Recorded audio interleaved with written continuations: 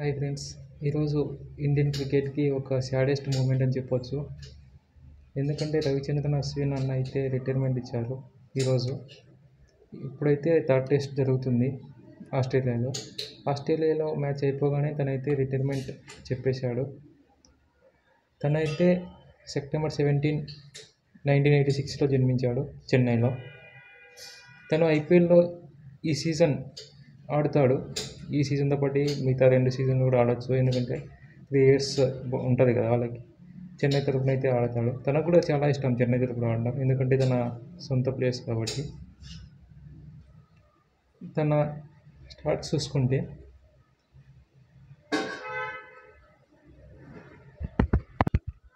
106 టెస్టులు ఆడి 3,503 రన్స్ చేశాడు. వికెట్స్ వచ్చేసి 537 టెస్టుల్లో.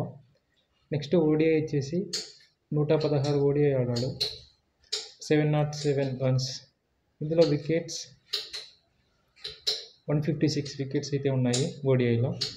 నెక్స్ట్ T20 విషయానికి వస్తే తను 65 మ్యాచెస్ ఆడాడు, అందులో 184 రన్స్ అయితే చేశాడు.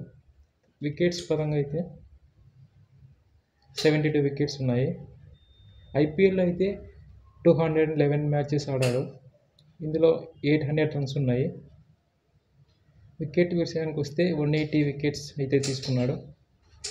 తనకి టోటల్గా ఎన్ని సెంచరీస్ ఉన్నాయంటే 6 సెంచరీస్ ఉన్నాయి టెస్టుల్లో. అవి కూడా one of the best allrounder in India. తనకి 5 వికెట్స్ ఆల్ అయితే 37 ఉన్నాయి టెస్టుల్లో, 4 వికెట్స్ అయితే 25 టెస్టుల్లో. ఓడిఐలో వచ్చేసి 1 వికెట్ ఆల్, అండ్ T20లో 2. ఐపీఎల్ వచ్చేసి 1 వికెట్ ఆల్ ఉంది. 10 వికెట్ హాల్ వచ్చేసి టెస్టుల్లో 8 ఉన్నాయి. తను డెబ్యూట్ చేసిన T20 మ్యాచెస్ వచ్చి Zimbabwe, last T20 match England.